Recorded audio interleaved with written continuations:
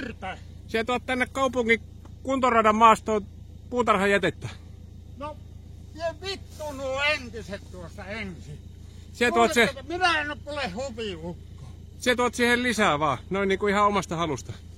No perkele vittu, kun mä työnnän ne tähän Almannin tiellä on jätepiste, siellä otetaan puutarhajätettä vastaan. Ei oteta tähän aikaan. Ole ihmisten ajoissa liikkeelle. Viititkö ottaa vielä noin risut, mitkä toit tohon nyt tullessa? Mun tekis mieli ampua sun, saatana. Aha, ai tekis. Onko sulla ase?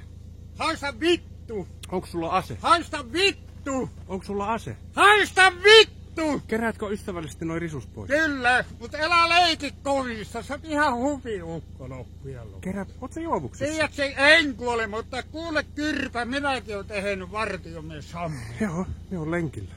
Joo. Älä leiki perkele Jeesusta, iso mies. Sä oot ympäristön paskaaja. No perkele, että sinä näe saatana runkkari, mikä kasa. Se oot ison kasan tuonut siihen jo sitten. Perkele, mitä? Minkä takia sä puhut noin epäkohteliasti No mulle? kun sä oot kyrpä. Sä tuot roskias tänne kaupungin maastoon. Etkö sä oot saanut tarpeeksi vartiohommista, saatana. Että sä täällä vielä yöllä runkkaat. Sä tuot jätteitä tänne jumalauta yhteisiin virkistysaluepaikkoihin.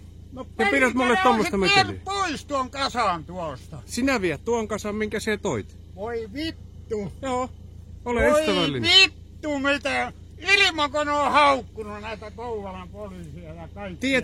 Tiedätkö mikä on YouTube? En tiedä, mutta kyrpän syyllä oot mies. YouTube tietää kohta sinut. Joo.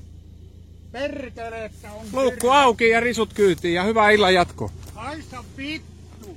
Minä saattaa haista vittu, iso mies. Noin paskan tärkeä ukko.